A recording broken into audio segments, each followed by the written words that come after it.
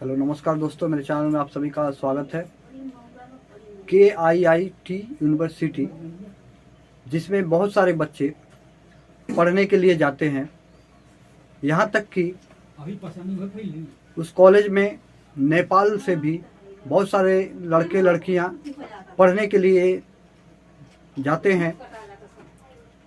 हाल ही में वहाँ ऐसा एक घटना हो जाता है कि एक 20 साल की लड़की किसी एक लड़के के रिलेशनशिप में आ जाती है, बिना उसके विषय में जाने और समझे, बिना जान परिचय के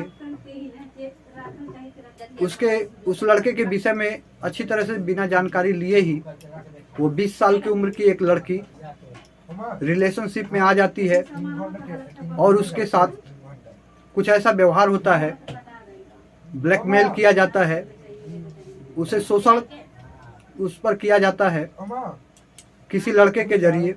उस 20 साल की उम्र की लड़की के साथ परेशान होकर के वह उसी कॉलेज के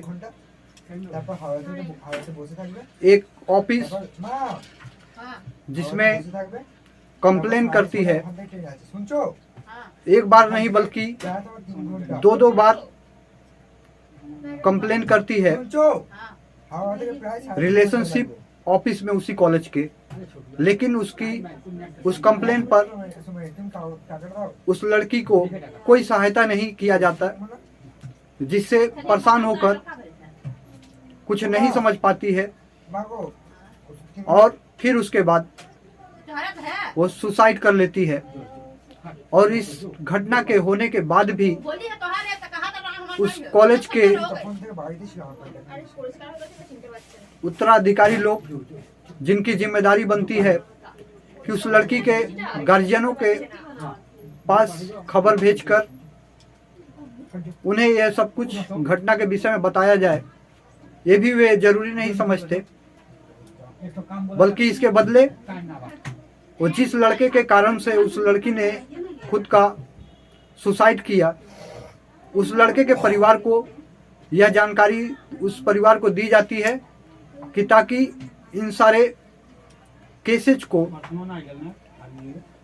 क्लियर कर दिया जाए, जिससे कि किसी को इस विषय में समझ नहीं आ सके, सारे सबूत वहां से मिटा दिए जाए।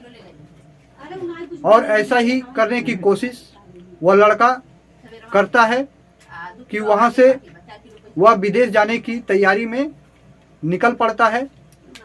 लेकिन एयरपोर्ट पर